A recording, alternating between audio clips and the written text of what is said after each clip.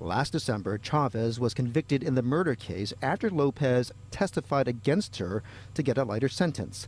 During the trial, investigators said that Kimmy was tortured daily.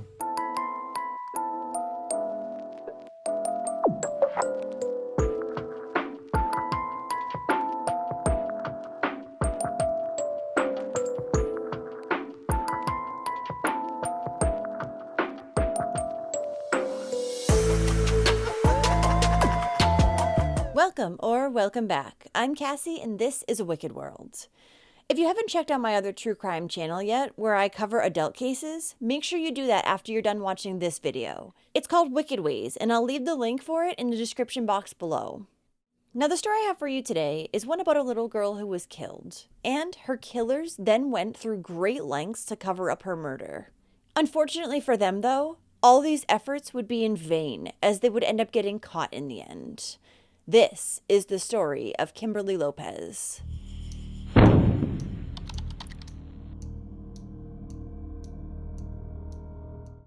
Kimberly Lopez was born on June 19, 2012, to Mayra Chavez and Omar Lopez. She had one older sister and was a happy and silly little girl. Kimberly was said to be a calm and sweet baby. She also loved making silly noises and playing in the sand at the beach. When Kimberly was born, she tested positive for both methamphetamine and marijuana. So a few days after her birth, she was taken out of her mother's care and placed into a foster home. And Kimberly would live with a very loving foster family, Karen and Kevin Rogers. She thrived in her new home, and her foster parents adored her. She also had an older brother in this foster home who loved playing with Kimberly. However, little Kimberly would be reunited with her parents in February of 2013 when she was only 8 months old. Then, one day in July of 2016, someone called the authorities to let them know that they were concerned about Kimberly's welfare. So a social worker was sent out to the home, located on the 900 block of Denver Place in Oxnard, California, to check on things. But no one would end up answering the door, so Kimberly was never seen. At this time, it was said that Kimberly was actually in the care of her father, Omar, and her mother, Mayra, was allowed to go and visit her, but only if it was supervised by either Omar or Mayra's mother. Now, for some unknown reason, Child Services didn't check up on the family again until 2 months later in September. This time, when they asked where Kimberly was, the parents would tell the social worker that they had actually given her to a man who lived in Tijuana, and this man had been like a stepfather to her. But when the authorities tracked down this man and his family in Mexico, he said he did not know the little girl. In fact, he had never even heard her name until now. So following this, police opened a missing persons case, and the search for Kimberly began. The Oxnard Police Department set up a task force to try to find Kimberly, and shortly after, the FBI would become involved as well.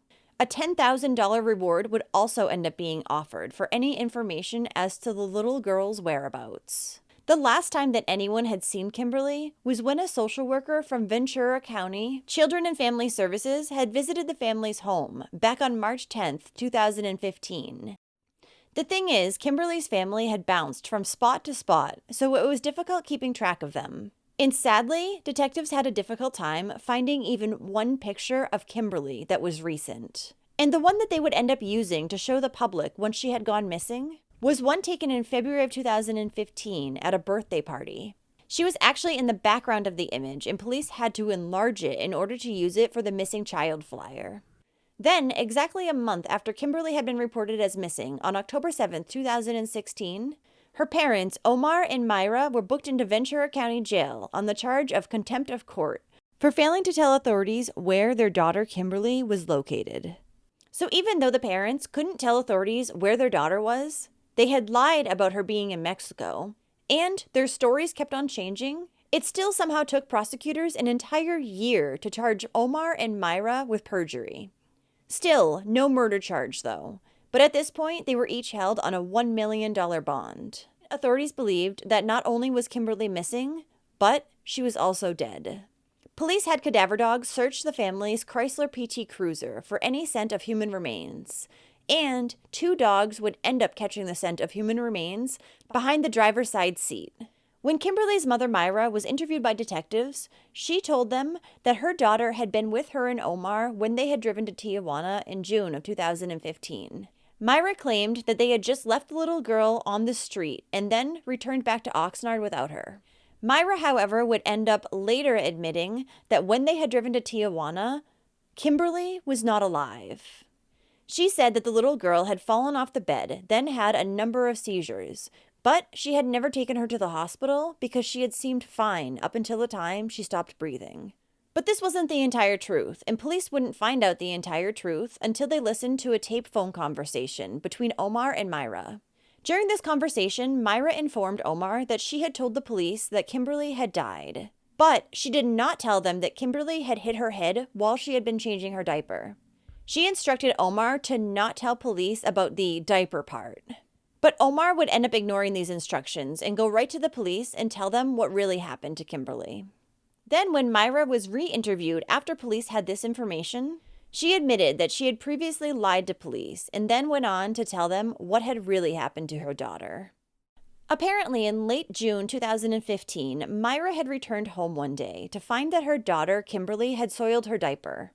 Angered by this, Myra had yanked her pants down, then pulled her feet out from underneath her. This caused the little girl to flip and then hit her head on the hard floor. Myra said that Kimberly's head made a loud crunching sound when it hit the floor, but she neither cried or had any visible injuries, so the mother was unconcerned. But about a half hour after this had happened, suddenly Kimberly yelled out, "Mommy," and then she collapsed to the floor. Kimberly then began to seize, went stiff, and struggled to breathe. This seizure lasted about 30 seconds, but afterwards she was able to talk and walk, so the parents decided they didn't need to take her to the emergency room. But only about 45 minutes after that, Kimberly had a second seizure. She again went stiff and struggled to breathe. This seizure lasted even longer, about 90 seconds this time. And Myra explained that when the seizure ended, Kimberly's body felt soft, like jello. And she said this time her daughter was unable to walk or talk. But again, Myra and Omar decided against getting any medical attention for their daughter because they were afraid that Myra's older daughter would be taken away. Instead, after the second seizure occurred, Kimberly's parents took her and wrapped her up in a blanket and just hoped that she would go to sleep. But there was red fluid leaking from her nose. So they knew she wasn't just going to go to sleep. They knew that she needed medical help. There's no way they didn't. Around 10 o'clock that evening, Kimberly was still breathing on her own, but her body still felt like jello. Regardless, Omar and Myra decided to just go to bed. At 3 a.m., Omar had woken up to check on Kimberly. And when he did, she was not breathing. He additionally noticed that she was stiff and didn't have a heartbeat. Omar then woke up Myra and told her that their daughter was dead. About an hour after that, at 4 o'clock in the morning, Omar went over to Myra's mother's house, Maria Lopez, and told her that Kimberly had died. And even though Omar and Marie share the same surname, she is in fact Myra's mother, not his. But instead of calling the police, Myra's mother, Maria, told him that he should go to Mexico to hide her granddaughter's body. And she then gave him the keys to her PT Cruiser and $300 in cash. Omar had then gone back home, driving his mother-in-law's PT Cruiser. And he would then put his lifeless child's body behind the driver's seat on the floor. Omar then placed clothing all around Kimberly's body to make it look like he was just carrying a pile of laundry. From there, he and Myra, along with Kimberly's body, departed to Mexico. But shortly before they reached the Mexican border, Omar would take Kimberly off the floor of the car and place her into her car seat. He wanted to make it seem like she was just sitting in her car seat sleeping. But in order to get her body back into the car seat, since she had been dead for quite some time at this point, Omar had to apply pressure to her waist and knees to reconfigure her body. At this point, Kimberly's body was already beginning to smell and decay. So the evil parents crossed the Mexican border around 9 a.m., and they spent the next 10 to 12 hours looking for a secluded area to bury Kimberly's body. When they finally found one, they would put her body inside a plastic bag and then dig a shallow grave. They then put the bag inside the grave and covered it up with dirt and plants. But instead of being sad that they had just lost their daughter and buried her, instead, Omar and Myra went to a Tijuana bar and had some drinks. Unbelievable. Or kind of believable, because, ugh. They had crossed the border again about a week later and returned to their home in Oxnard. Then gathered their belongings and went to live with Myra's mother. And Myra's mother would tell the couple that they should have burned the car. Only months after the parents had buried Kimberly's body, they would become paranoid that someone would find her. So in late July, they again took the peachy cruiser and drove it down to Tijuana. There, they retrieved their daughter's body, put her back into the car, and drove to a home that Myra's mother, Maria, had helped them to rent in Tijuana. Maria had also helped them to purchase new appliances and furniture for this home. The reason that Myra and Omar were renting this home in Mexico was actually horrific. The parents were there to dispose of Kimberly's remains, and they did this by breaking her bones apart with pliers. They then tried to dissolve her remains in a bucket of bleach and water, which they later poured down a sink in the home that they were renting. What couldn't be poured down the drain, they then scattered in various places throughout Tijuana. After this, they would return back to their home in Oxnard, and Myra would thereafter refer to her daughter as the little bitch. She's one to talk. Investigators believed that Kimberly had actually been killed on June 22, 2015, very shortly after her third birthday. Then in January of 2018, nearly 3 years after Kimberly had been killed, prosecutors finally had enough evidence to press charges against Omar and Myra for their daughter's death. Myra was additionally charged with assault of a child causing death as well as torture, which was based on events that had happened in 2013. Both Myra and Omar's bail amounts were set at $5 million. And Kimberly's grandmother, Maria Lopez, was also arrested, and she was charged with 1 count of conspiracy to destroy and conceal evidence. She was held on a $200,000 bail. What had happened to Kimberly was not just a one-time mistake that her loving mother had made. No, instead, Kimberly had actually been abused by her mother ever since she had been returned back to her in 2013. It was actually within only days of Kimberly being returned to her mother Myra that she had begun to abuse her daughter. She would slap her at nearly every meal, telling her she didn't eat fast enough. She even once pushed Kimberly off the bed because she thought it would be funny. Then, in July of 2013, when Kimberly had just turned a year old, her father, Omar, began a 3-month-long furlough program for work, which meant he would be away from home, leaving Kimberly and her older sister with just their mother, Myra. And during this time, Myra would end up relapsing on both methamphetamine and heroin. During this time that Omar was gone, Myra's stepsister would stop by to check in on things. One time when she did, she saw Myra drop Kimberly into her crib, then throw a pillow and blanket over the baby's face.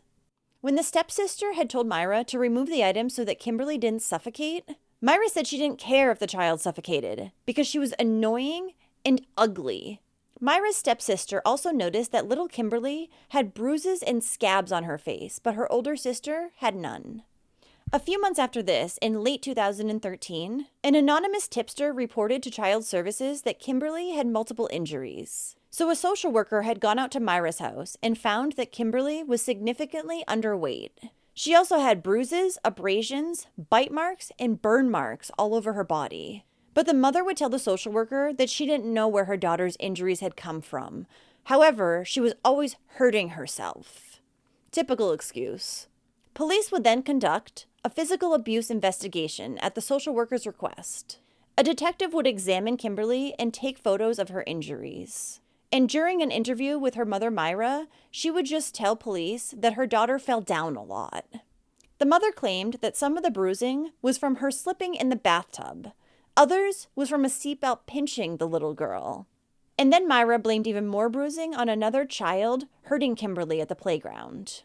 But regardless of Myra's excuses this time, Kimberly had been removed from the home and placed back into foster care with her loving foster family. A social worker had also noticed at this time that Kimberly had injured some of her fingers, and when she interviewed Myra and asked what happened, Myra said that Kimberly had just injured them by slamming them in a dresser drawer. However, she had not sought out medical attention because she was afraid of losing her other daughter. Myra also admitted at this time that she loved her other daughter more than she loved Kimberly. Myra was able to again regain custody of Kimberly and her older sister after taking drug and parenting classes. Now, at the time that Kimberly had been killed, Myra and Omar had been ordered not to live together with the two girls. But the pair had lied to social workers, saying that they had broken up and were not living together. All the while, Myra, Omar, Kimberly, and her older sister had been living together for months. When Kimberly was still alive, her mother Myra had punished her all the time. Once or twice each day, she would make Kimberly stand in the corner for up to 3 to 4 hours at a time. During this, she would make her cover her face with a beanie. She also beat Kimberly with her hands, a shoe, and a spatula, and would make the little girl drink hot sauce. She would hit her in the face and chest at almost every meal, and poke the little girl in her eyes. Myra also regularly forced Kimberly to bathe in cold water, and would often pull her beanie down over her eyes and run water over her. Kimberly's father, Omar, had only once tried to stop the abuse that Myra was inflicting on their daughter. He had tried to stop her from pulling the little girl's hair one time. But this had only made Myra even more angry, and she had thrown a jar at Kimberly, which hit her in the head. This had caused her to bleed, and the evil mother only laughed. So Omar said that he did not intervene again because not only was he afraid that social services would take away Myra's older daughter, but he also said that he was afraid that Myra would hurt Kimberly even further. Now, by April or May of 2015, both Omar and Myra were using methamphetamine regularly. There was also a point in mid-June where Omar had left the house for a little while, and upon his return, he saw that half of Kimberly's face was bruised. So in April of 2018, Omar agreed to testify against Myra in exchange for a plea deal. His charge of second-degree murder was dropped, and instead he just pled guilty to his other charges of perjury and child endangerment. He was then sentenced to 14 years in prison. And Kimberly's mother, Myra Chavez, was convicted on second-degree murder, assault on a child causing death, and torture. She was then sentenced to 37 years to life in prison, and she received an additional 5 years for her 2 counts of perjury. And before Kimberly's grandmother, Maria Lopez, could go to trial, she also accepted a plea deal. She would only be sentenced to 180 days in jail for her part in Kimberly's murder cover-up, which I think is not nearly enough. A memorial service was held at Oxnard High School on March 16, 2019 for Kimberly Lopez by her foster family, the Rogers. Her foster father, Kevin Rogers, said, "Kimmy loved us and we loved her. We're here to remember that and to let you all know that she was loved and to call you to effect change, if and where and however you can. That would honor her life more than anything. We're still having a hard time wrapping our heads around this entire story. We loved her so much and wanted so badly to adopt her." The family welcomed anyone affected by the case to join them in remembering Kimberly. Karen Rogers, her foster mother, said in front of mourners, "I had other names picked out for if we adopted her, but this name was a sweet, shortened name, a forgiven one, yet gave her identity as ours, and privacy from anyone who may have known a baby by the name of Kimberly was in foster care. This is important now, as we've been told that our family were the only ones that ever loved her. It is important now, because we are providing a memorial service for her 4 years after her death. For years, she wasn't noticed as missing, couldn't be found, and finally was expected deceased from evidence. It has taken years for us to find out that she was not okay and what really happened to her. Therefore, it is very important now for us to claim her as our own. While no power of law gave us the right to name and raise her while she was alive, I find it ironic now that it is only us that stands for her and gives her the only name by which she was fully loved, Kimmy. Kimmy was my only baby girl, the last baby I'll get to mother. Pages cannot hold what that experience was like for me and for her. I like to describe it to people as magic. The bond a mother and a baby have is intense, personal, and sacred. In the first few months that we had her, I became her mommy. And that is simply the most precious and incredible thing in the world to witness and experience. We fell in love with each other. Even now, I can feel her breathing on my face and see her eyes delight when I walk in the room, melt as she reached for me, and close my eyes and remember how she smiled at me and held my face close to hers so she could reach out and kiss me.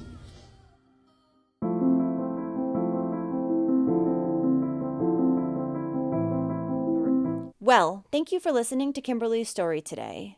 This is sadly yet another story of a child who was wanted and loved by a loving family, but instead was sent back to her evil and hateful parents.